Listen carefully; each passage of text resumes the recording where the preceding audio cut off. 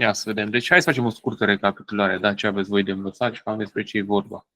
Deci, voi aveți de învățat în felul următor. În primul rând, legea 254/2013 cu regimurile și tot ce spune pe acolo, da? După care H157/2016 care completează această lege 254, da? După care legea 145 cu statutul polițistului penitenciar, da? După care OMG 2794 cu codul de etică și deontologie, după care acel manual cu tehnici, tactici și procedee de imobilizare și intervenție, etc., care l-am discutat, și acel OMG 4800, pe care încă n-am făcut nimic din el. Acum, dacă vreți să mai recapitulați, încercați să recapitulați și astea două, că se mai pune accent pe ele și se mai dă. Legea 254 la fel, de asemenea. După care trecem la H157, am rămas undeva la a doua parte, nu? La a doua parte, parcă.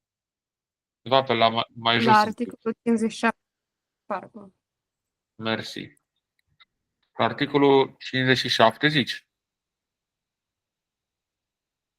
Eu aici rămăsesem. Da, aici, da. Lăsasem. Da, la programul zilnic, da? Foarte bine, exact. La articolul 57 avem programul zilnic. Ne spune că este unul riguros. Povești. Aliniatul 2 e foarte important. Deținuții din regimul de maximă siguranță care nu prestează muncă sau nu participă la activități sunt obligați să desfășoare minim 3 ore pe zi activități de plimbare. Da? După care ne spune în felul următor, că asta vă încurcă pe voi, articolul 57 și cu 58. Articolul 57 vorbește despre programul zilnic, că deținuții care nu prestează muncă sunt obligați minimum 3 ore pe zi, da? Și deținuții din regim de maximă siguranță care nu prestează muncă au dreptul la cel puțin 2 ore de plimbare zilnică. Asta e o prostie, precum se contrazice una pe alta. Dar cum vreau să țineți minte voi? Dacă zice sunt obligați minim 3 ore pe zi, așa trebuie să țineți minte, da? Cei din maximă siguranță sunt obligați minim 3 ore pe zi, au dreptul la cel puțin 2 ore pe zi de plimbare. Ați înțeles? Deci când e vorba de sunt obligați, îl luați cu 3 ore, ok? Și când e vorba de au dreptul, îl luați cu cel puțin 2 ore. Deci sunt obligați 3 ore, au dreptul 2 ore. Și asta e aceeași chestie într-un fel. Aici sus vorbește despre programul zilnic în general, și aici vorbește doar despre plimbarea din cadrul programului zilnic. Deci sunt obligați 3 ore, au dreptul 2 ore, da? Și la revedere. Deci un pic, Laurențiu. Deci aici toată lumea are, deci trebuie să iasă minim o oră la plimbare până la maximă siguranță. Și ăia de la maximă siguranță au 2 ore și care sunt obligați au 3 ore, pentru că întrebarea asta am prins-o într-un chestionar și am căzut. De-aia deci, tu iau în felul următor. Dacă e așa, sunt obligați 2 ore, 3 ore, 4 ore, spune, au dreptul 2 ore, 1 oră, 4 ore. Ai înțeles? Și știi pe de rost, că nu cred că ți-o dat ție altfel. Nu știu, să te încurci sau ce știu ce. Era o întrebare, cei de la maximă siguranță care nu prestează munci și nu prestează de-alea de încadrare socială, câte ore au plimbare zilnică? Și am pus o oră, dar de fapt era 3. Păi 3. Sunt obligați 3 ore. Așa era vorba cu sunt obligați 3 ore, da? Asta era toată chestia acolo. Că nu știu, dacă îmi spui, dacă mi-arăți testul, pot să zic nu, articole, că oricum totul se referă la un articol, ca să știi, da? Deci nu are cum să te încurce. Asta vreau să țineți voi minte, că nu are ce să te încurci. Oricum, ai pus greșit oricum o oră, știi? Am crezut că la toată lumea e o oră, gen. Nu, uite, ia-le așa ca atare acum, bine? Deci sunt obligați 3 ore, au dreptul 2 ore, bine? Cel puțin 2 ore. Și după care ne mai spune încă o chestie aici. Deținuții din maximă siguranță care prestează muncă. Deci aici la ăsta și la ăsta era cei care nu prestează muncă, da? Aici ne spune deținuții care prestează muncă, da? Cei care prestează muncă au dreptul la cel puțin o oră de plimbare zilnică. Da? Au dreptul la cel puțin o oră de plimbare zilnică. Deci cei care nu prestează muncă sunt obligați 3 ore. Care nu prestează muncă au dreptul la cel puțin 2 ore, da? Și ăștia care prestează muncă sau alte activități au dreptul la cel puțin o oră de plimbare zilnică. Astea sunt mai complicate, părerea mea de aici. E în regulă pentru toată lumea. Da, da. Da, da. Să le știți, să nu știu dacă le știați până. Le știați până acum alea, să reușiți să le învățați așa. Îs un pic cam întortocheate, dar acum oricum ce se dă, nu se dă atât de greu, cum am explicat eu vouă. Să zic, se dă ceva mai simplu, da? Ce știu, spune 5 ore, 6 ore și la răspunsul C îmi spune o oră și la D îmi spune 7 ore. Adică știi că e o oră. Niciodată nu o să spună și o oră, și 3 ore, și 2 ore. Să știți că aici au dreptul 2 ore, au dreptul o oră cei care prestează muncă și sunt obligați 3 ore, știi? Nu ți le pune atât de complicat, dar sunt importante. Vorbește despre programul zilnic și despre plimbare. Să faceți diferența între, uite, se spune că deținuții din regim de maximă siguranță care nu prestează muncă sau nu participă la activități de instruire școlară ori formare profesională sunt obligați, da? Activități de plimbare și alte activități. Deci vorbește doar despre plimbare în general. Bun, trec mai departe. Mai zic o dată. Sunt obligați 3 ore, au dreptul cel puțin 2 ore cei care nu prestează muncă și cei care prestează muncă au dreptul la cel puțin o oră. Da. Și ăsta care prestează muncă poate de la o oră în sus, adică poate să facă și 2 ore la fel ca ăsta. Să se plimbe, știi?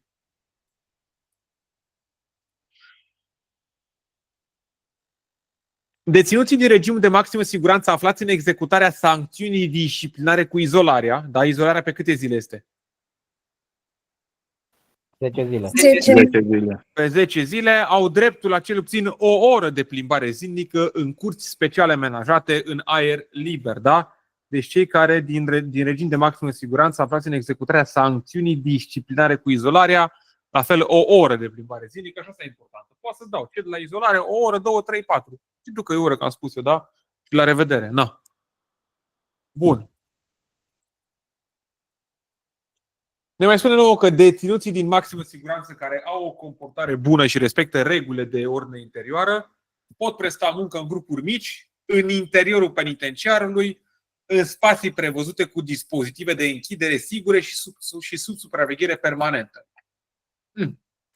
Simplu, nu are ce să te curci de aici, da? Povești.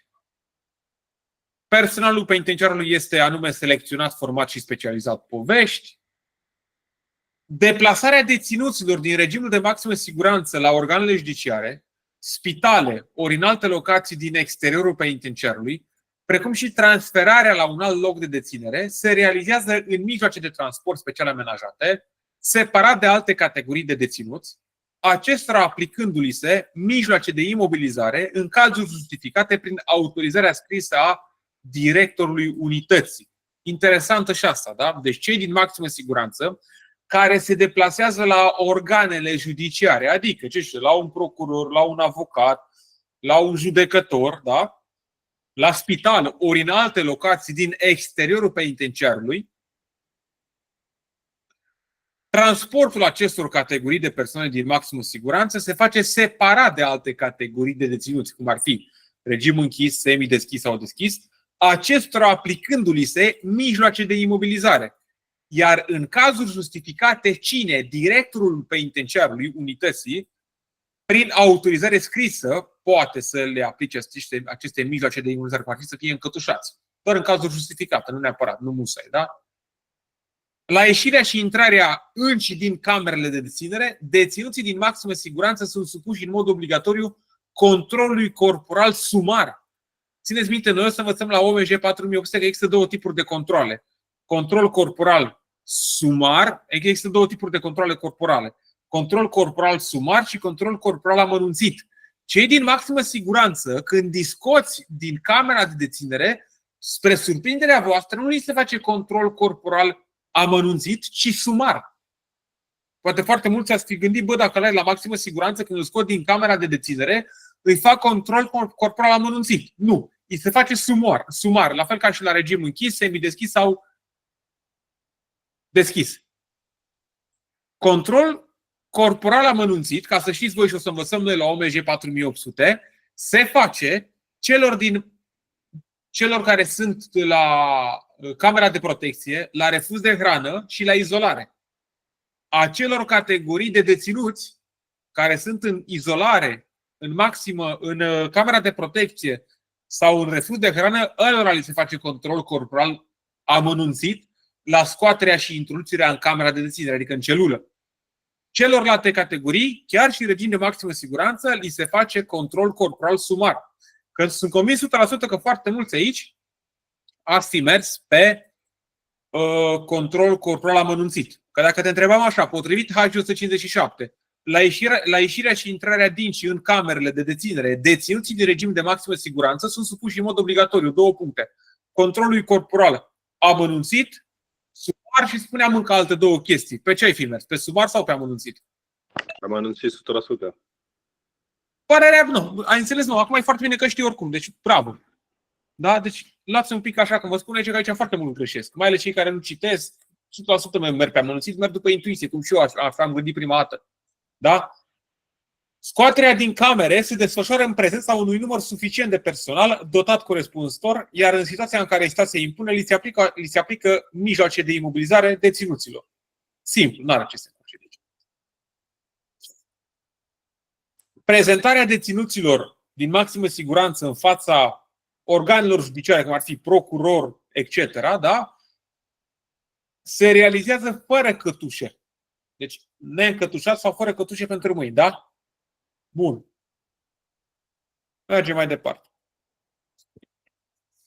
Accesul personalului în spațiile de deținere. Ne spune așa că accesul personalului locului de deținere în zona de amplasare a secțiilor și camerelor destinate cazării deținuților care execută pedeapsa în regim de maximă siguranță este strict limitat și se face în baza deciziei directorului penitenciarului.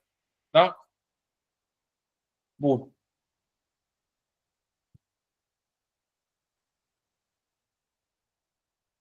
Bun. Deci este strict limitat și se face în baza deciziei directorului penitenciarului.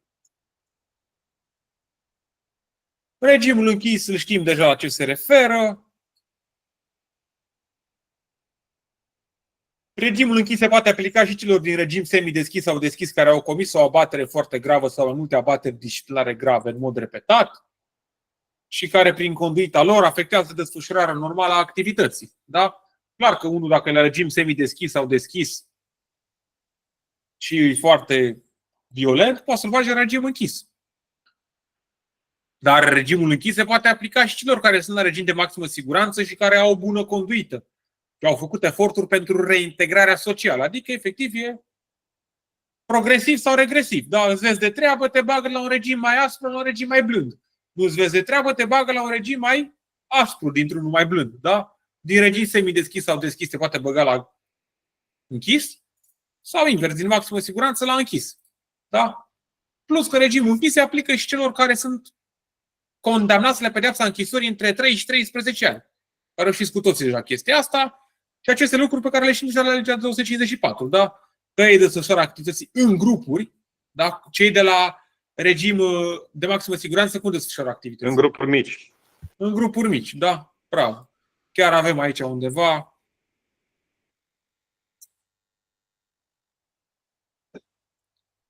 V-am dat asta? V-am dat. Nu, v-am dat așa, dar nu. Aceste screenshot-uri din sinteză vi le-am dat cumva? Mi le-am dat, nu odată, parcă că sunt foarte... Da, mi le-ai dat. Da, le mai pun dată.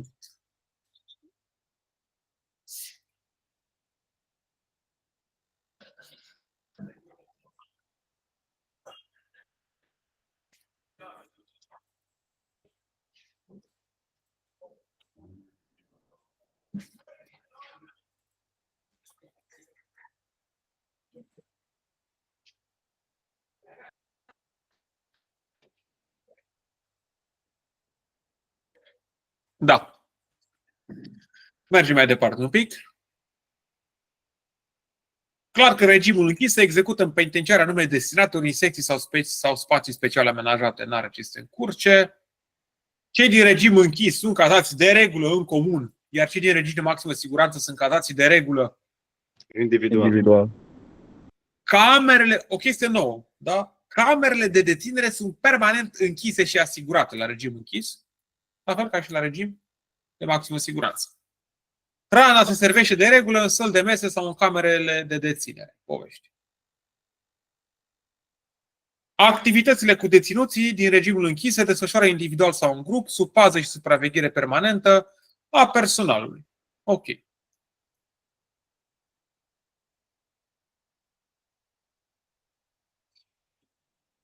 Deținuții din regim închis, care din diferite motive nu sunt folosiți la muncă, la activități de instruire școlară și profesională, desfășoară activități de plimbare, educație, asistență psihologică și asistență socială în limita a minimum 4 ore pe zi.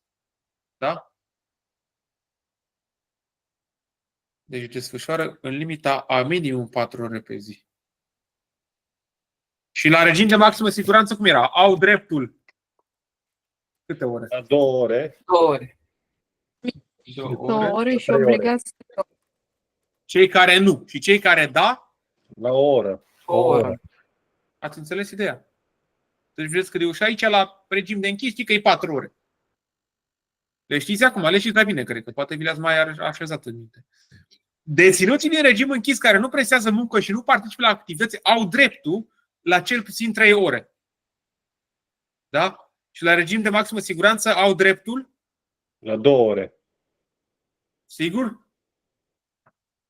Da? Da, da, e cu o oră în plus față de Exact. cei de maxim. Da? Deci ăștia au dreptul la 3 ore și au dreptul la 2 ore. Dar ei sunt obligați 3 ore.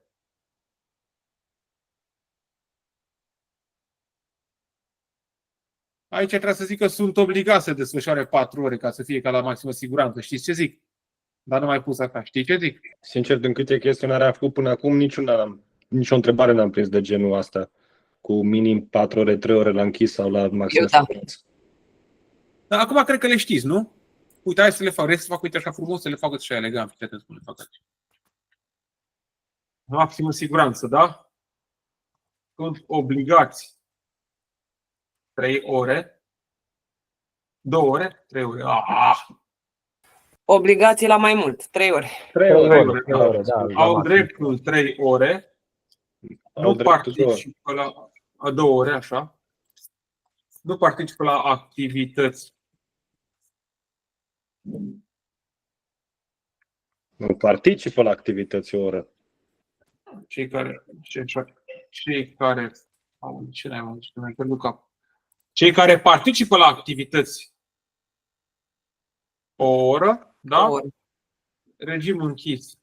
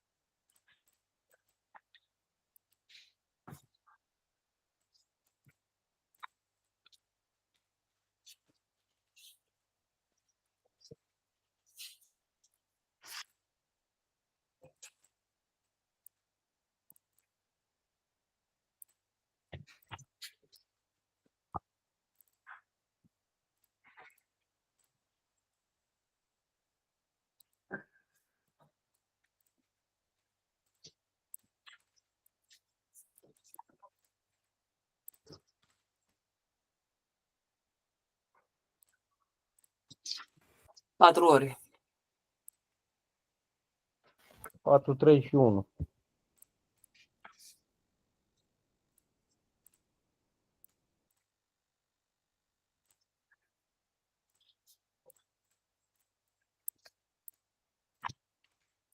Așa, nu? Au dreptul la 3 ore. Dreptul la 3.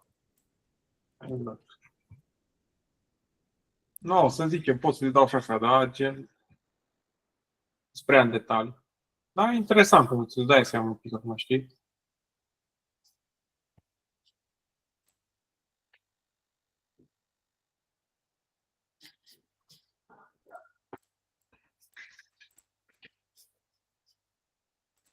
Pe care ne spune nouă că cei care sunt la izolare la fel o oră ca la regim de maximă siguranță. Și cei din regim închis, care prestează muncă, participă la programe de educație sau așa, tot o oră, la fel ca la maximă siguranță, aceeași poveste, da? Cei din regim închis pot presta muncă chiar și în afara penitenciarului. Știm chestia asta? Comparație cu cei de la maximă siguranță care nu vor presta muncă în afara penitenciarului, da? Cei din regim închis sunt supuși în mod obligatoriu controlului corporal sumar la ieșirea și intrarea în camere, din și în camere.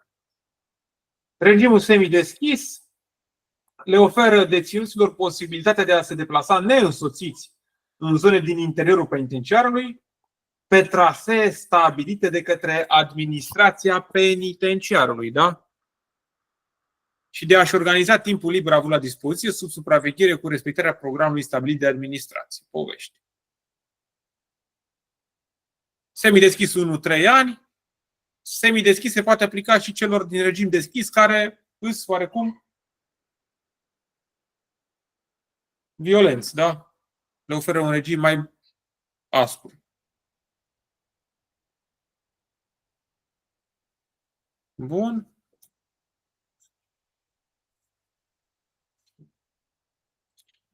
Și chiar și regimul semideschis se poate aplica și celor din regim închis care au avut o bună conduită și au făcut eforturi temeinice pentru a se reintegra social.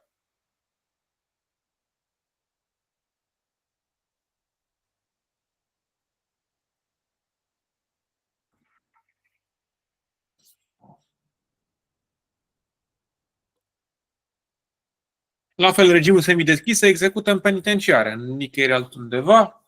Cazarea se face doar în comun, dar există anumite criterii pentru separarea sau gruparea deținuților din regimul semideschis, cum ar fi compatibilitatea intelectuală și de ordin cultural, da?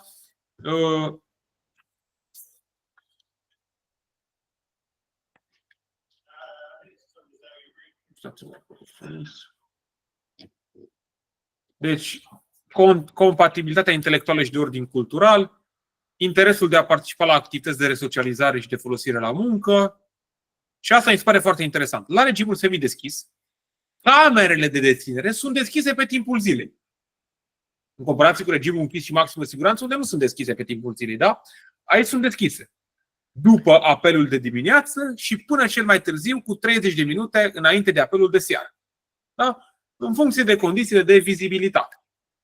Din motive medicale, de siguranță deținerei și pentru buna desfășurare a unor activități, directorul penitenciarului poate dispune închiderea și asigurarea ușilor camerelor de deținere. Ok. Țineți minte asta. Camerele de deținere sunt deschise pe timpul zilei, după apelul de dimineață și până cel mai târziu cu 30 de minute înainte de apelul de seară. Și efectiv știu când e apelul de dimineață. Cred că la 7 și la 7 seara e apelul de seară și cu 30 de minute înainte de închidere, știi? Sunt deschise camerele. Înainte cu 30 de minute de apel de seară sunt deschise camerele. Și în funcție de condițiile de vizibilitate, adică, nu, cum e ziua, da? Acum, ce a fost acum pe 21 decembrie? Solstițiu de iarnă, nu? Așa se numește, solstițiu de iarnă?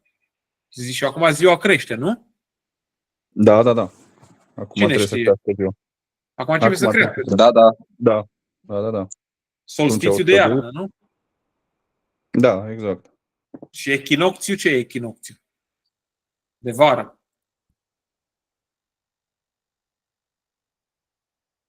Bun. Cred că echinocțiu de vară e când... Echinocțiu primăvară și toamnă și solstițiu vară și iarnă. Da? Da.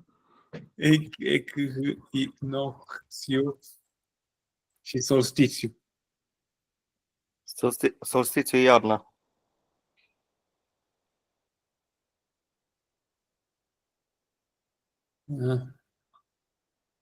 În fine, oricum, acum, de pe 21 decembrie începe ziua să crească. Și de când începe ziua să scadă, știți? Din iunie. Știți care e cea mai lungă zi din an? 21, parcă. luni. 21 sau 22 iunie. Exact. 21 iunie, parcă. 20. Are loc 20. solstițiu. Deci solstițiu de vară, când e cea mai lungă zi a anului, și solstițiu de iarnă, când e cea mai scurtă zi a anului. Și începând cu 21 iunie începe să scadă ziua. Și începând cu 21 decembrie începe să crească ziua. Curios sunt următorii elevi pe care o să ai. o să se uite la lecțiile înregistrate de acum și o să zică ce subiecturi au avut ăștia, frate. În această zi specială, durata luminii solare va fi de 15 ore și 32 de minute. În timp ce, mamă, de seama, e 16 ore zi. Interesant. Bun. În fine.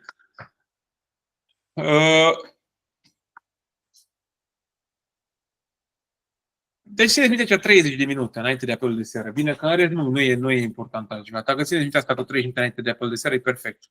Nu are ce să vă încurce. Bun.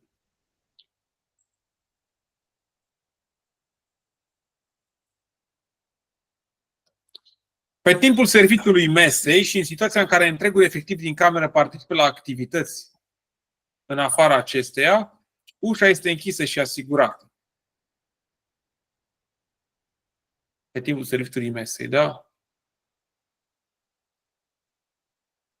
Munca prestată de către deținuții din regim semideschis se desfășoară în interiorul și exteriorul penitenciarului, supravegherea fiind asigurată de personal neînarmat. Se minte, personalul să fie neînarmat, da? Și se poate lua chiar și măsura supravegherii electronice. Povești.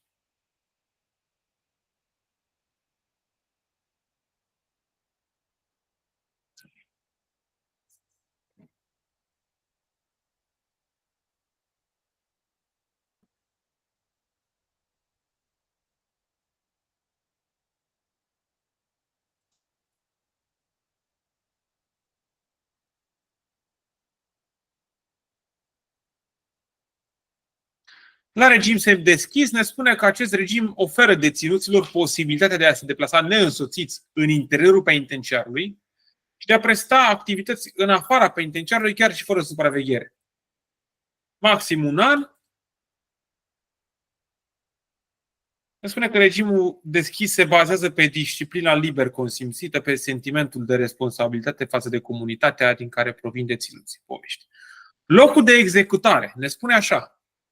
Regimul deschis se execută în penitenciare anume destinate, ori în spații sau secții speciale amenajate în interiorul sau exteriorul penitenciarelor.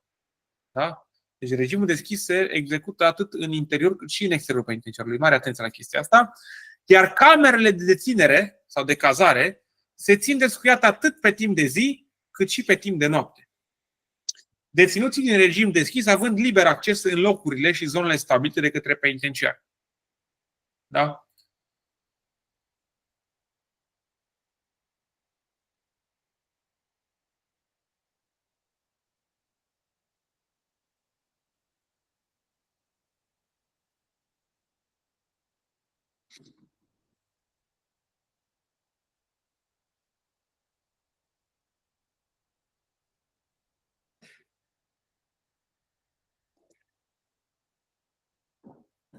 Ne spune că cei din regim deschis pot presta muncă fără supraveghere în afara penitenciarului, având obligația de a reveni la locul de cazare după terminarea programului. Și aici, la chestia asta, vedeți că oarecum în comparație cu regimul de închis, cu regimul semideschis, la regimul deschis, camerele de cazare se țin descuiate atât pe timp de zi cât și pe timp de noapte. La regimul semideschis, cum zicea? Decât pe timp de zi. Decât pe timp de zi, între apelul de dimineață și cu câte minute înainte de apelul de 30 seară. de minute înainte de apelul de seară. Exact. Nu, aia se poate da, ați înțeles? Câte minute, ce știu. 30. Înainte de apelul de seară. Cu aprobarea directorului penitenciarului, deținuții din regimul deschis pot frecventa cursuri de școlarizare, calificare sau învățământ universitar, pot beneficia de asistență medicală, inclusiv de medicină dentară, la recomandarea medicului unității, pot participa individual sau în grup la programe culturale, educative, sportive, artistice, religioase și activități lucrative, fără supraveghere.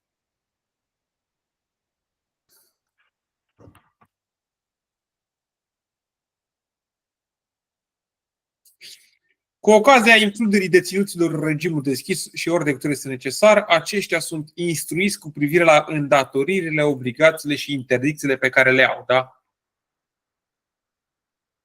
Povești. Deținuții din regim deschis se deplasează la activități prevăzute la articolul 86 pe trasee stabilite de către penitenciar. N-are nici de aici ce să vă încurce. Vă auziți, nu? Da, da. Da, da. Da, da. Bun.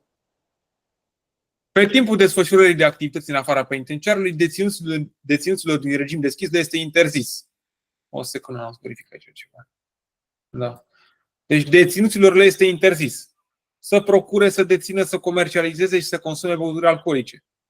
Da? Deci pe timpul desfășurării de activități în afara penitenciarului, deținuților din regimul deschis le este interzis să procure, să dețină, să comercializeze și să consume băuturi alcoolice sau substanțe psihotrope, să frecventeze locaruri publice, să conducă autovehicule în alte condiții decât cele stabilite de către penitenciar, să intre în legătură cu alte persoane, ori să se deplaseze în anumite locuri.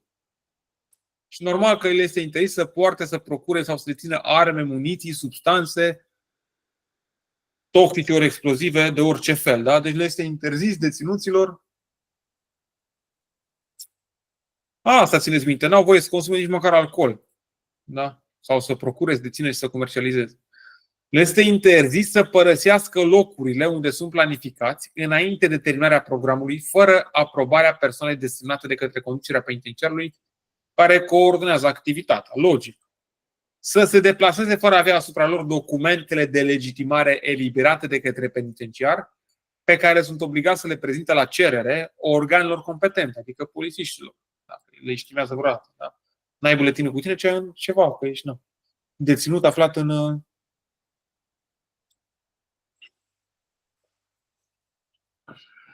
permisiunea de ieșire din penitenciar sau activități în afara penitenciarului. La întoarcerea în penitenciar, deținuții sunt obligați să justifice sumele de bani cheltuite. Totuși, cei din regim deschis pot cumpăra bunuri vestimentare în număr stabilit în lege, doar cu aprobarea prealabilă a directorului penitenciarului. După achiziționare, bunurile vor fi evidențiate în bunuri de primire și păstrare. Deci aici ne spune nouă despre cei de la regim deschis care desfășoară activități în afara penitenciarului, au dreptul ăsta să se deplaseze neînsoțiți în afara penitenciarului, dar au și niște interdicții, da? Care nu apar altundeva. Să procure, să dețină alcool, etc., etc. Trebuie să justifice sumele de bani cheltuite. Ne spune că deținuții din regim deschis pot păstra și administra sume de bani din contul personal sau mijloace electronice de plată, adică carduri, necesare efectuării unor cheltuieli minime legate de asigurarea igienei personale, transport, suplimentarea hranei, achiziționarea unor articole de îmbrăcăminte și încălțăminte.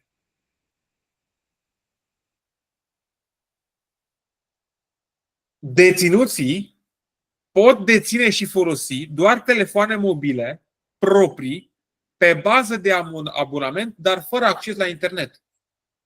Deci pe timpul desfășurării de activități în afara penitenciarului, deținuții pot folosi telefonul, dar fără acces la internet. Aceștia pot apela penitenciarul și un număr limitat de persoane, cu aprobarea directorului. Penitenciarul poate solicita deținuților prezentarea facturii telefonice detaliate, iar folosirea telefonului mobil în alte condiții decât cele mai sus precizate sau neprezentarea facturii detaliate constituie abatere foarte gravă și atrage suspendarea utilizării telefonului. Abatere foarte gravă. Da? Dacă nu prezinți factura detaliată sau faptul că tu folosești telefonul cu internet când ai permisiunea de ieșire din penitenciar, ceea ce n-ai voie. Da?